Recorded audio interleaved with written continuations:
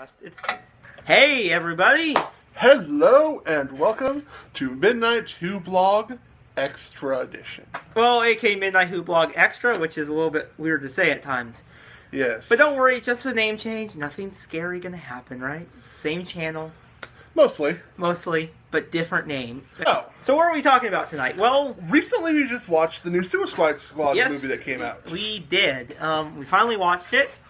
We actually watched it the weekend after it premiered. But it took a while to make this video because of one word. This movie is very divided. Would you agree? There are those who love it and those who hate it. There's nothing in between. This movie that are really good. Harley Quinn. And I know that I've stated before that I've had a lot of doubt about Will Smith playing Deadshot. He was pretty good in this. He did a fantastic job. He was really good in this. The rest of the characters, I love Diablo. He was pretty good. He just felt pointless until that final scene. Yes. He's like, I'm just here. I'm not going to fight. Who do I look like? You know? And Enchantress. Enchantress. I was wondering about her, but she was an okay villain. Kind of a little weak. Weak? At points. Yeah, maybe character-wise. Character-wise. But, because her character wasn't really fleshed out enough. Like her brother, though, we got a little bit of that, but it was just thrown in. Yes. Which is alright, I think Rick Flag was probably the most boring character to watch through this entire movie.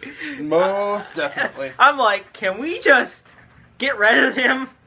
I think they gave it, we needed someone to counter with Will Smith. Since Will Smith's Deadshot was the leader of the team, yes, we needed an actor who had as much enthusiasm as Will Smith to bounce off of it. And what did we get? Not that. Definitely not that. Not that. What were the other members? Killer Croc? Worthless. Well, he did save it because he is beautiful. Yes. And he can swim underwater and plant the bomb. Let's see. Katana, who is Rick Flag's kind of assistant. Katana was way better than Rick Flag. Sadly. She did need a little bit more development, though. Just a little, maybe more of that flashback. Yes. Let's see. We also had, who are the other members? I think that's it, right? That's it. Oh, wait. We did forget one because he, spoiler, died very, Slipknot! Other one, too. Yeah, which one? Captain Boomerang. We forgot about these characters who are, just shoehorned in there, didn't we? Yeah.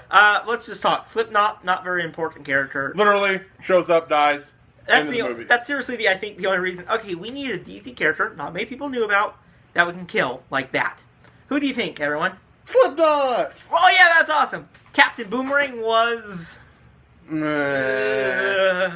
Comic relief. Yeah, way comic relief, but that wasn't that bad. But I don't know how many people actually knew who Boomerang is. No one. So that can be a downfall of it. I don't know about you. One thing, though, as I can say, is I did know him from the Flash crossover. Yes. That Flash Arrow crossover from a few years. But there's one other character in this movie. A couple others. Amanda Waller. She is fantastic. Yes. She's the true leader of the team. Yeah, she's the true, and she can really shoot down people like that. Uh-huh.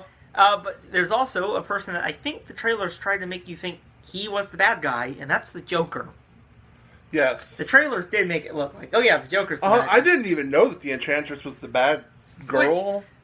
Girl in the film with her brother? That was kind of cool. Yeah. But the Joker, did you think he's a good Joker? Yes. I heard, though, that his scenes were cut, some of them. I bet you that was... Because he did feel kind of jerky. Mm-hmm. But, yeah, to me, though, this Joker is kind of funny. He seems a little bit more mental. And that laugh. Oh, that laugh. Yeah, that was a very weird laugh. I don't think he is my favorite Joker. I don't think he is my favorite. I think I actually like the animated Joker the best. Mm-hmm. He's still animated. Can't beat him. So that's all the breakdown of all the main characters in this movie. Besides Batman, but we already know about Batman. We don't need to talk about Batman. So, pros of the movie. Pros. I think it's a fun action film. That is a fun action film. Good comedy. Good comedy. Good action. And good characters. Yes. That is what needs it. You need some fun action, some all that, and good characters. If you don't have that, it's bad. Cons of this. Storytelling. Story. Now, as much as I love this movie, I did feel kind of getting bored by, the halfway point. I don't know about you. Also, I was lost. Mm-hmm. I was lost, a little bit into it, what? What's going on? You know, it's like, okay, they kind of seemed like they had a very slow opening, because the first part was good, had a slow opening, then all this stuff is happening. That's not good, in my opinion. That was No. no-go. Another weak part is I felt like the origins of all these Yes. characters felt okay for a few, but rushed on the others. Captain Boomerang? Yeah. Oh, we forgot about him. Yes. Flash cameo. The Flash cameo. Yes. Oh, that's going to be great when he comes out. I like that cameo. To me, though, this movie, let's give any other cons you can see? Okay, so is this movie worth watching in theaters? I think this is worth watching. I would say yes. I think you will have a fun time. The only problem you may face is if you don't know these characters, like I didn't know a few of them, you're going to be like, why do I care about them? Yes. Like Captain Boomerang, well, Slipknot, well, bye-bye. No one cares about him.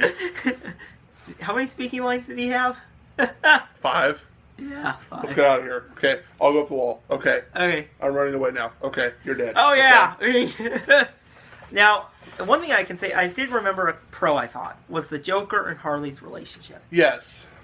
That was different. It was completely different than the animated series where it felt like a mental abuse on her. But I did feel some true love for them between it in a weird way. I actually didn't feel that love. I felt some of it, like, you know, when he saved her. Yeah. The biggest problem I have with it is we need some more development with the Joker. Yes.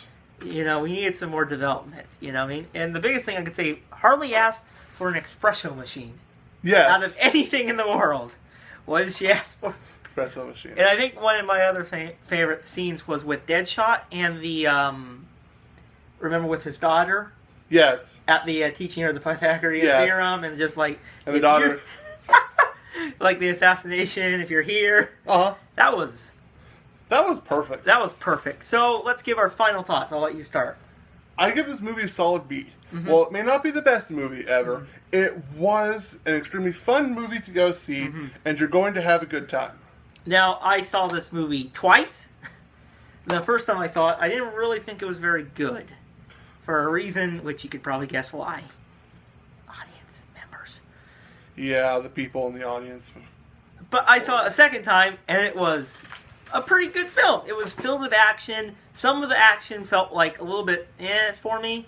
I really felt they overused music in this movie. I didn't. In the opening, how they kept cutting to different characters with the songs transition. I thought it gave each character a theme song, it and I gave thought them that was actually kind of cool. For me, though, when I first saw it, and even the second time, it kind of felt like they're kind of like just jumping too quickly between it. But that was for me. I didn't feel that But at that all. did not hinder my viewing experience.